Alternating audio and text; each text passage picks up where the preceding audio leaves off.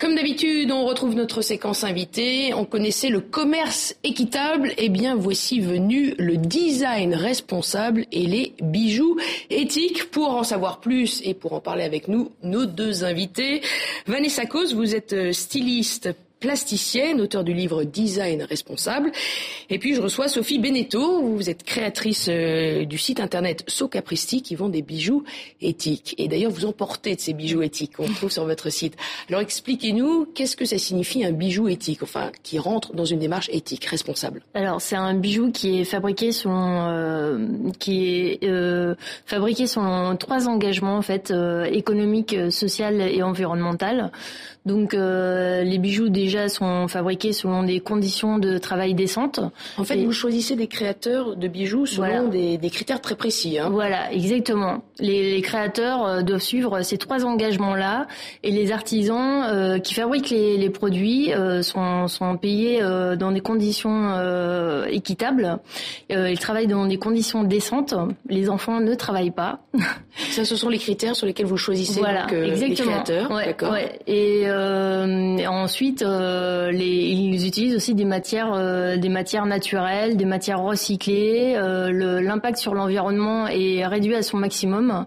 Donc, c'est tous ces critères-là qui sont pris en compte pour la sélection des créateurs, en fait. Alors, par exemple, ce que vous portez, ce sont des produits recyclés. Expliquez-nous. Alors, c'est fait de quel matériau? Là, par exemple, c'est un collier de Pupoltry. En fait, c'est une marque anglaise qui fait fabriquer ses bijoux au Kenya.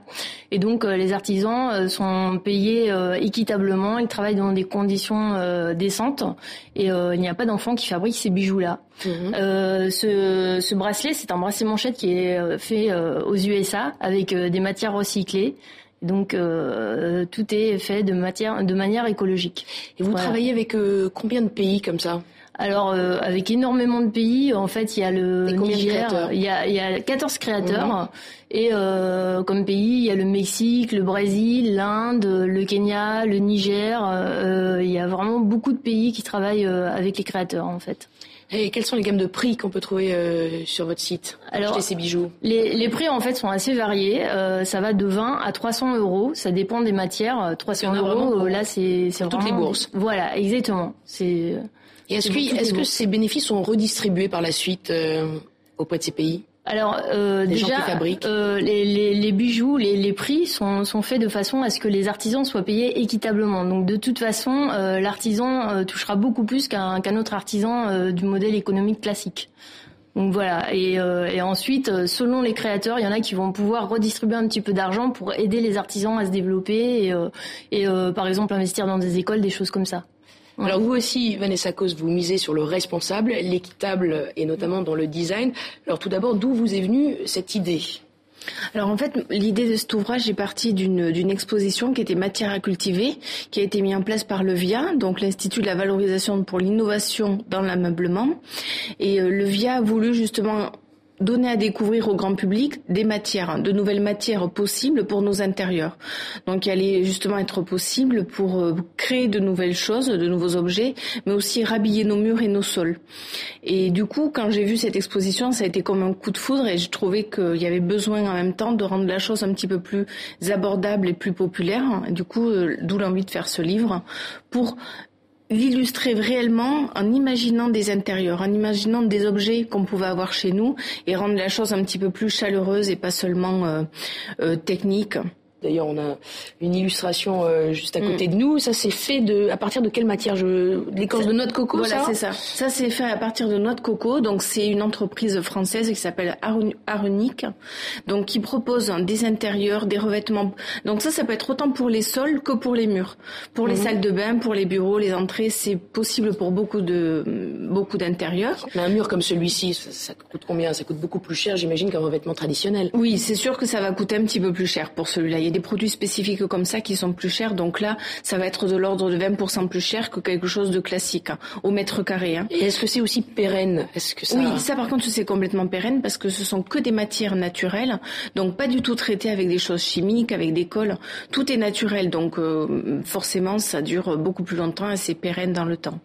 Est-ce que vous pensez que cette vague autour de l'écologie, l'équitable, le responsable, c'est quand même une tendance, un effet de mode, ou est-ce qu'il y a quand même une lame de fond? toutes les deux? Moi, je pense qu'il y a vraiment, c'est vraiment quelque chose qui est vraiment, qui émerge vraiment chez les citoyens en fait. Hein. Et les gens ont vraiment envie de consommer de manière responsable. Ils ont envie de savoir pourquoi ils achètent et où ils achètent. Donc, vous, Vanessa Causse, vous remarquez aussi les gens commencent à se tourner vers ce type de produit pour leurs intérieurs, par exemple vous-même. Est-ce que votre intérieur est vous avez des sols en liège et des murs en noix de coco? Non, peut-être pas les sols et les murs, étant donné que voilà, j'habite un appartement. Mais après, forcément, oui, maintenant dans les objets, dans le mobilier, mon engagement va être différent. D'autant plus si je fais ce livre, forcément, j'essaye d'avoir une démarche cohérente.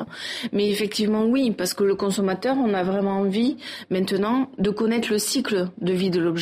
Donc de savoir d'où ça vient, mais aussi comment il est construit et quels sont les faits, les méfaits pour notre santé et notre environnement proche. Toutes les deux, vous vouliez mettre en avant des initiatives responsables. Tout d'abord, vous, Sophie Beneteau, je crois qu'il y a un site qu'il faudra aller voir. Oui, moi je voulais parler de la marque Ekug, qui est une marque de vêtements haut de gamme qui marche très bien et c'est vraiment une des seules marques en France qui commence vraiment à se développer au niveau de la mode éthique et qui a un vrai exemple à suivre parce qu'elle a vraiment su se professionnaliser alors que jusqu'à présent il y en a très peu qui ont réussi ça. On restait les encore habits sont créés où, sont fabriqués où? Alors les vêtements sont fabriqués en Asie. Je pense que c'est au Cambodge, mais je voudrais pas dire de bêtises.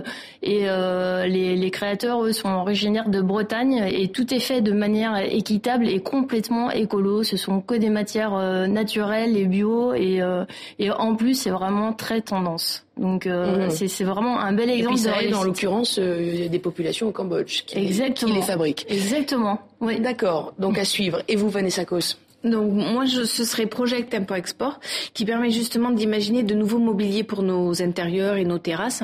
Tout ça est utilisé uniquement avec du rotin, des jacinthes d'eau et des lianes. Oui. Il propose des objets qui du coup non seulement sont éthiques, responsables dans leur démarche et leur fabrication, mais en même temps amènent une vraie poésie dans nos intérieurs. Et comme de toute façon le design se veut justement amener une autre charge affective, un autre sens à l'objet, c'est en ça que je trouve que c'est une belle aussi démarche. C'est que c'est non seulement responsable et éthique, et en plus ça amène de la poésie. C'est esthétique. Voilà, exactement. Bon, je crois qu'on aura retenu votre message et votre livre, donc Design responsable pour vous, Vanessa Causse, et votre site internet, Sophie Beneteau, qui s'appelle socapristi.com. Merci à vous.